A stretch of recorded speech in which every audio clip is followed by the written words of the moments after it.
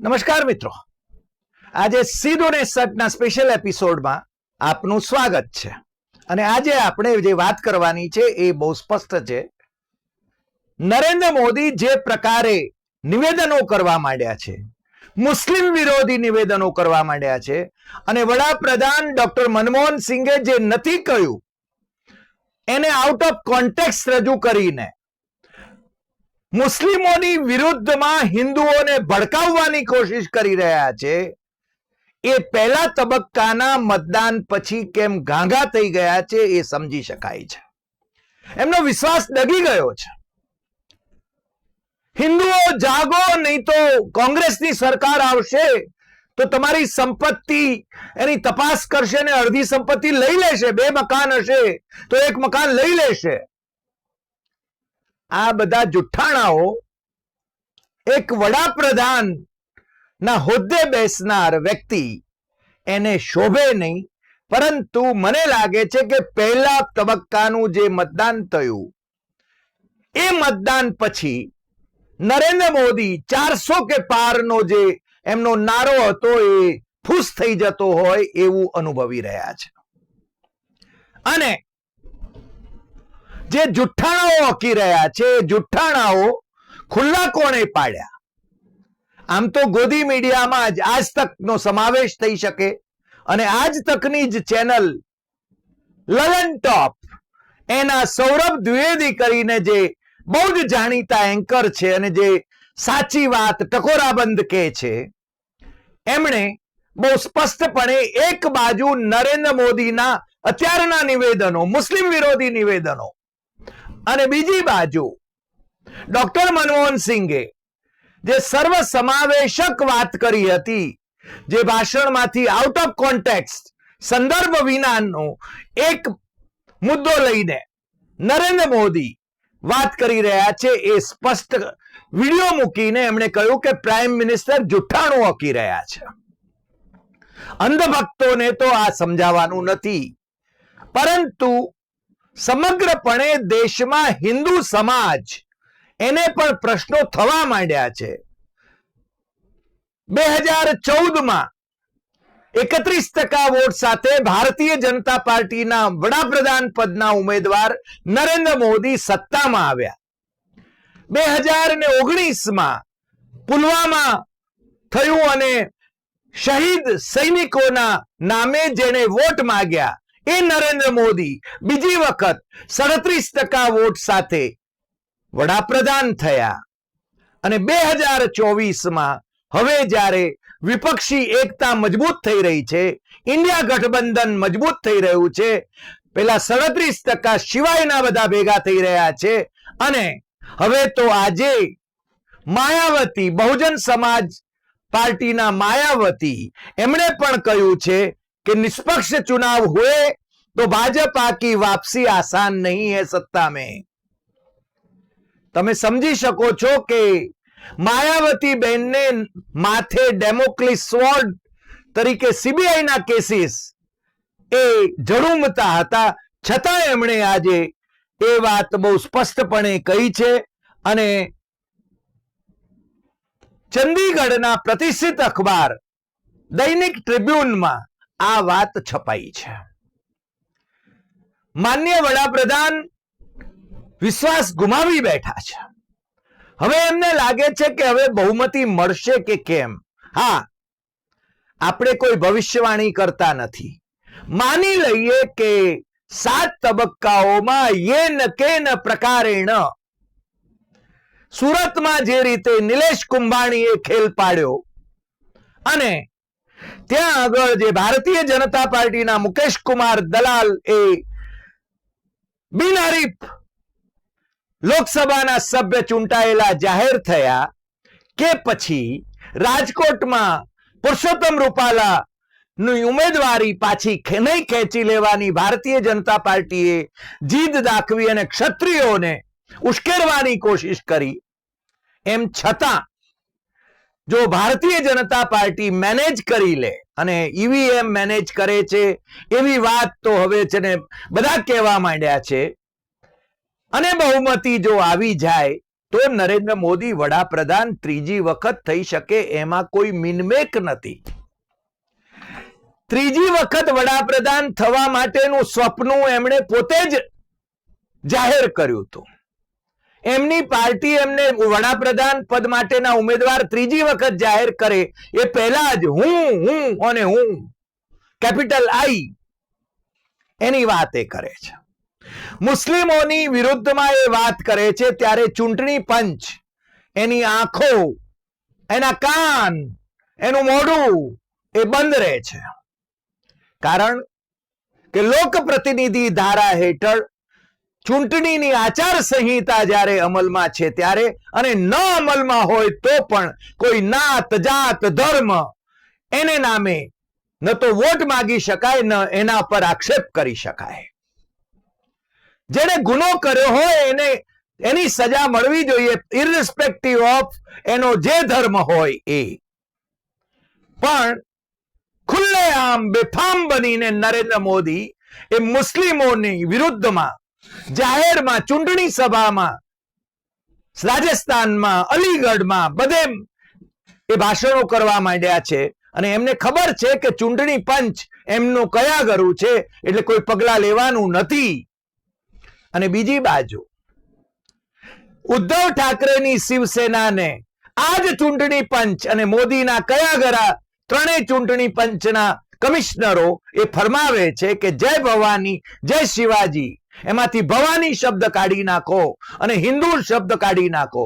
કેમ? નરેન્દ્ર મોદી અને અમિત શાહ એ હિન્દુત્વને નામે, બજરંગબલીને નામે, ભગવાન શ્રી રામને નામે, એમના ભારતીય જનતા પાર્ટીના ઉમેદવારો ભગવાન શ્રી રામની છબી લઈને જે મત માગે છે તે એમાંથી કેટલાને નોટિસ આપી. ઉદ્ધવ ઠાકરેએ કહ્યું કે અમે આ સહન નથી કરવાના, કારણ કે આ મહારાષ્ટ્રની અસ્મિતાનો સવાલ છે. શિવાજી મહારાજના જે કુળદેવી છે એ જય ભવાની એ તો અમે બોલીને રહીશું. પહેલા તમે વડાપ્રધાન નરેન્દ્ર મોદી અને અમિત શાહ ગૃહમંત્રીની સામે પગલા શું લ્યો છો એ અમને જણાવો. અને આમ છતાં if he gets away with it, Narendra મોદીને બહુમતી મળે, 275 બેઠકો 543 બેઠકોમાંથી મળે તો એ સરકાર રચાય અને એ વડાપ્રધાન બને. એમાં એમને કોઈ રોકી શકે નહીં. પરંતુ જો બહુમતી ન મળી તો ભારતીય જનતા પાર્ટીની અંદર નરેન્દ્ર મોદીને સ્થાને બીજા ઉમેદવારો મેદાનમાં છે. હમણાં જે ચર્ચા છે એ નરેન્દ્ર મોદી નાગપુરમાં રાજભવનમાં એક રાત રોકાયા અને એ જ ગામમાં આરએસએસ નું મુખ્યાલય છે. આરએસએસ ના સુપ્રીમો એ પણ ત્યાં જ હતા. નરેન્દ્ર મોદીની કેબિનેટના મંત્રી જેમની સાથે એમનું શીત યુદ્ધ ચાલે છે એ નીતિન ગડકરી એ પણ નાગપુરમાં જ હતા. પરંતુ નીતિન ગડકરી નરેન્દ્ર મોદીને મળવા ગયા નહોતા કે નરેન્દ્ર મોદી એ મોહનજી ભાગવતને મળવા ગયા નહોતા. આ છે ને બહુ સ્પષ્ટ છે. અને તમને નવાઈ લાગશે કે આવા સંજોગોની અંદર આરએસએસ ના સુપ્રીમો એટલે સરસંઘ ચાલક મોહનજી ભાગવતનું એક નિવેદન આવે છે કે 2025માં રાષ્ટ્રીય સ્વયંસેવક સંઘ એનો શતાબ્દી ઉત્સવ એની ઉજવણી કરવાનો નથી. સંઘની શતાબ્દી ઉજવાય 2025માં એવી અપેક્ષા સંઘ પરિવારના બધા જ લોકો કરી રહ્યા હતા. પરંતુ આ મોહનજી ભાગવતનું નિવેદન એ બીજા કોઈએ નહીં પણ આ દેશની બહુ જ પ્રતિષ્ઠિત એવી ન્યૂઝ એજન્સી પીટીઆઈએ પ્રકાશિત કર્યું છે. અને ઇકોનોમિક ટાઈમ્સ ઓફ ઇન્ડિયાના અખબાર ઇકોનોમિક ટાઈમ્સમાં પણ અમે એ વાંચ્યું છે. ડોક્ટર મોહનજી ભાગવત જ્યારે એમ કે આપણે આપણું કામ કરતા રહેવાનું છે, આપણે કોઈ ઈગો બતાવવાની જરૂર નથી, ઈગો બૂસ્ટ કરવાની જરૂર નથી, અને સેલિબ્રેશન એ આપણે કરવાનું નથી. આનો અર્થ શું થાય એ સમજી શકાય છે. મોહનજી ભાગવત ને સંકેતો મળી ચૂક્યા છે કે નરેન્દ્ર મોદી ફરીને સત્તામાં આવતા નથી. આ છે ને આનો અર્થ સીધો સાદો અર્થ આ થાય. આટલું અમે સમજીએ છીએ સાદી સમજથી. બીજું, માની લઈએ કે તોડફોડ કરીને પણ ભારતીય જનતા પાર્ટી એ નીતિન ગડકરીને માટે બહુમતી તૈયાર કરે અથવા તો યોગી આદિત્યનાથ માટે બહુમતી તૈયાર કરે તો નરેન્દ્ર મોદી વડાપ્રધાન ન થાય એ શરતે નીતિન ગડકરી વડાપ્રધાન થાય અથવા તો યોગી આદિત્યનાથ વડાપ્રધાન થાય એ શક્યતા એ બીજી શક્યતા છે. અને તમને ખ્યાલ છે કે નીતિન ગડકરી પોતાની ચૂંટણીના પ્રચારમાં વડાપ્રધાનને ક્યારેય તેડાવતા નથી. ક્યારેક એકાદ સભા સંબોધી આવે પણ એમની છબી પણ લગાડતા નથી. પણ યોગી મહારાજને એ જાહેર સભા એમની ચૂંટણી સભા સંબોધવા માટે બોલાવે છે. હમણાં જે સંકેતો મળ્યા એ બહુ સ્પષ્ટ છે કે રાજભવન નાગપુર રાજભવનમાં રોકાયેલા મનાતા, કારણ કે હજુ એને વિશે પણ હજુ શંકા કુશંકા નાગપુરથી પણ સેવાઈ રહી છે, પણ એ નરેન્દ્ર મોદીને રાતવાસો એમણે વડાપ્રધાન થયા પછી પહેલી વખત રાજભવનમાં ત્યાં કર્યો એમ કહેવાય છે. અને છતાં એમની જ કેબિનેટના મંત્રી નીતિન ગડકરી એમને મળવા માટે નહોતા ગયા. અને એ જ નીતિન ગડકરી એ યોગી આદિત્યનાથ ઉત્તર પ્રદેશના મુખ્યમંત્રી અને હિન્દુ આઇકન, એ પણ આરએસએસ ના એટલા જ લાડકા છે, ક્ષત્રિય છે. આમ તો સંન્યાસીઓનું કોઈ ગોત્ર ન જોવાય પરંતુ એ ક્ષત્રિય નેતા છે એવું એમના વિશે ચર્ચા છે. અને જો દિલ્હીમાં ફરીને નરેન્દ્ર મોદી એ સત્તામાં આવે, વડાપ્રધાન બને તો યોગી આદિત્યનાથને ઘર ભેગા કરશે એવી ચર્ચા આખા ઉત્તર પ્રદેશમાં છે. અને ક્ષત્રિયોના જે સંમેલનો થઈ રહ્યા છે, ઠાકુરોના જે સંમેલનો થઈ રહ્યા છે, એ સંમેલનો પણ એની અંદર એ જાહેર કરવામાં આવી રહ્યું છે.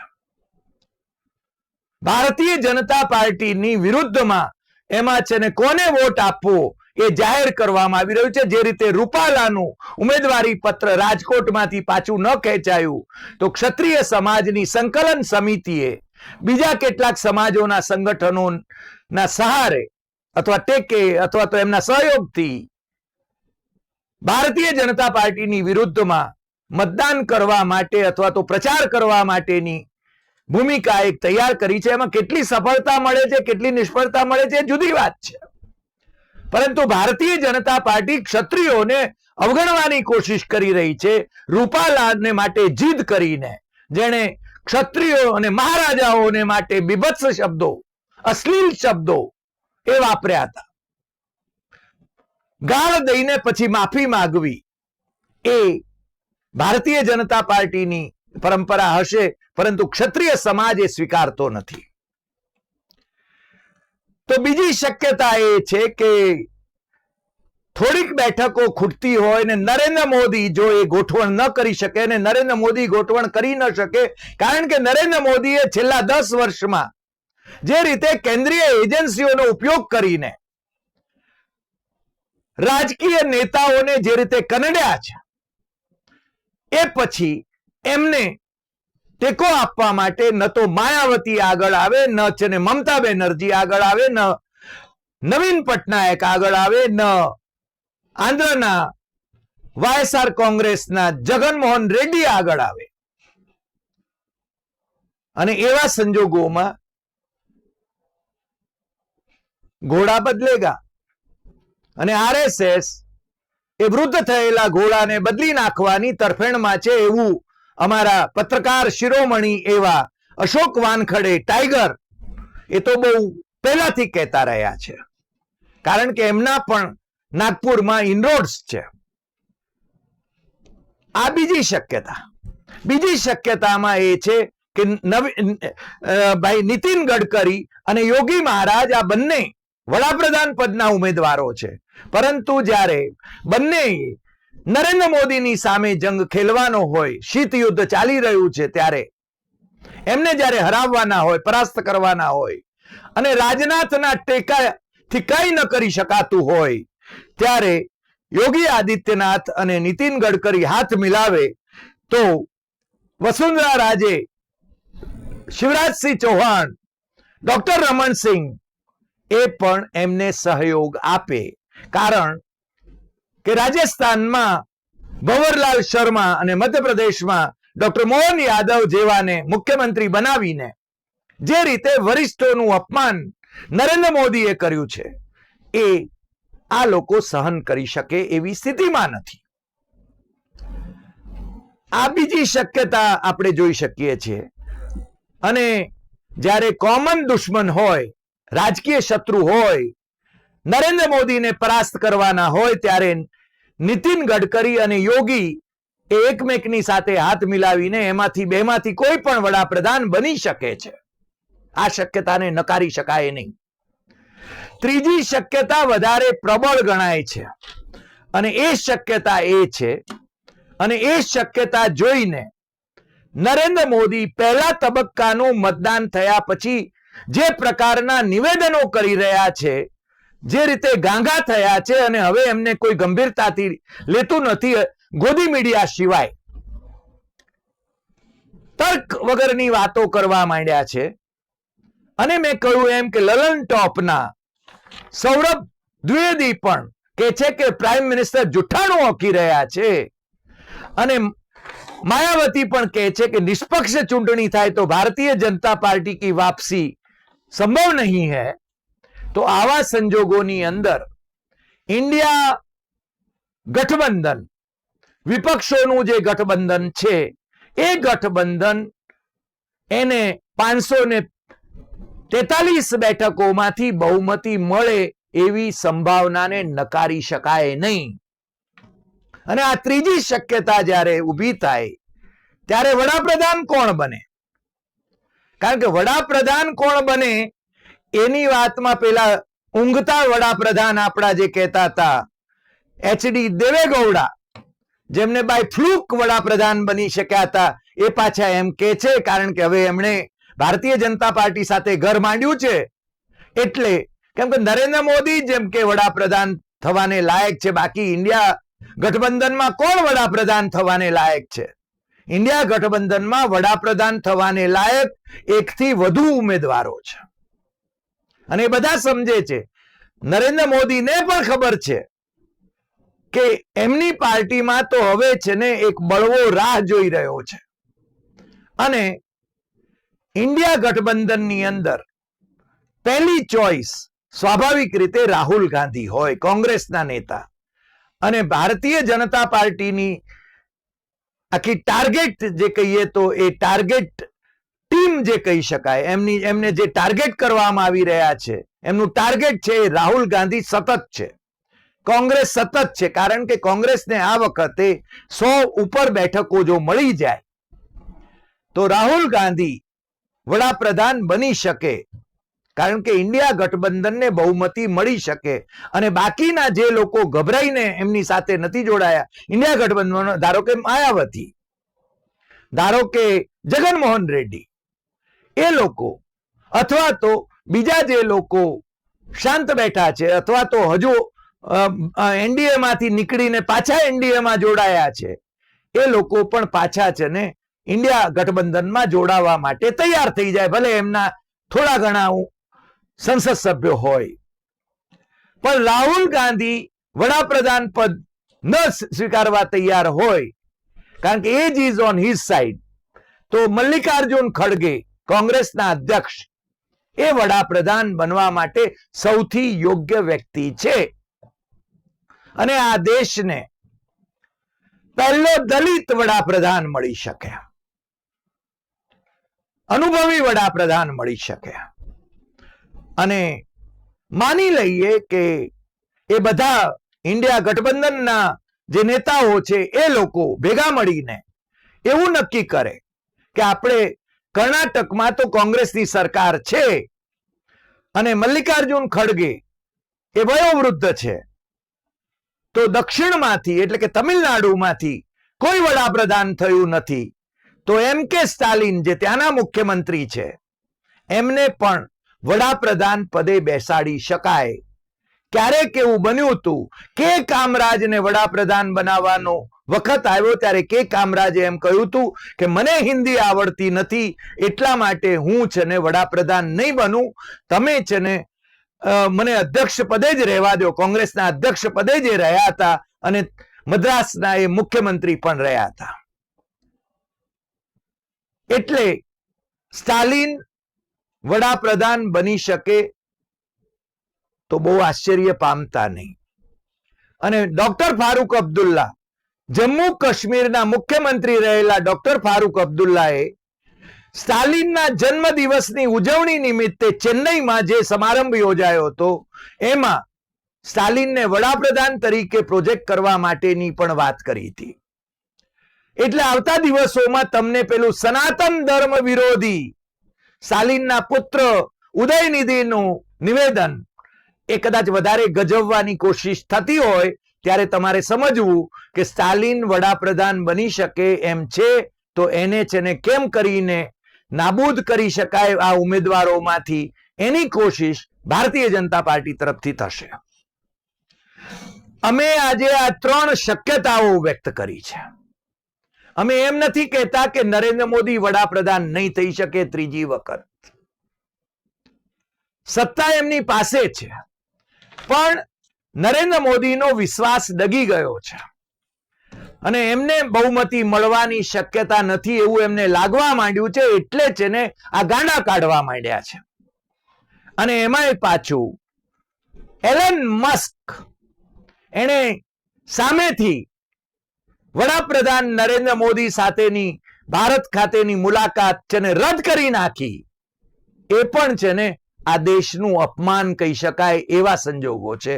અને એલન મસ્કને એવું લાગતું હશે કે ભારતમાં કદાચ સત્તા પલટો થઈ રહ્યો છે એટલે આ તબક્કે ધંધા માટે પણ ભારત જવું એ યોગ્ય નથી. એના પહેલા એક ઝટકો અમેરિકાના પ્રેસિડેન્ટ જો બાઇડને આપ્યો તો નરેન્દ્ર મોદીને. 26મી જાન્યુઆરી 2024 ના રોજ આપણા પ્રજાસત્તાક દિનના નિમિત્તે એ જો બાઇડનને નિમંત્રણ આપવામાં આવ્યું હતું પણ અમેરિકાના એ પ્રેસિડેન્ટે આવવાનું નકાર્યું હતું. અને ત્રીજી બાબત હમણાં બની છે, માલદીવ જે ભીખનો કટોરો લઈને એમ કે બહાર ઘૂંટણીએ પડી રહ્યું છે ભારતના એમ કે ટુરિસ્ટો નથી જતા માટે, તો ભાઈ ભૂલ્યા છે અને આપણને મૂર્ખ બનાવવામાં આવે છે. ત્યાં માલદીવમાં ચીન તરફી જે અત્યારની સરકાર છે એ બહુમતી સાથે આ વખતની ચૂંટણીમાં ફરીને સત્તામાં આવી છે અને આપણા દેશને માટે પણ એ જોખમ ઊભું થયું છે. નરેન્દ્ર મોદીના શાસન દરમિયાન આપણે ચીનથી પ્રભાવિત દેશોથી ઘેરાયેલા છીએ એ વાત આપણા દર્શકો ન સમજે એટલા ભોળા તો છે નહીં. આજે આટલી વાત. ફરી મળીશું નવા એપિસોડમાં નવા વિષય સાથે. તમને જો અમારો આ એપિસોડ ગમ્યો હોય તો સૌથી વધુ શેર કરશો, લાઈક કરશો, કમેન્ટ કરશો અને આપણી યુટ્યુબ ચેનલ ડોક્ટર હરિદેસાઈ સત્યમ એવમ તથ્યમ એ દેશમાં અને વિદેશમાં વસતા ઉત્સુક ગુજરાતીઓ એ સબસ્ક્રાઇબ કરે એને માટે જરૂર એમને જણાવશો. નમસ્કાર.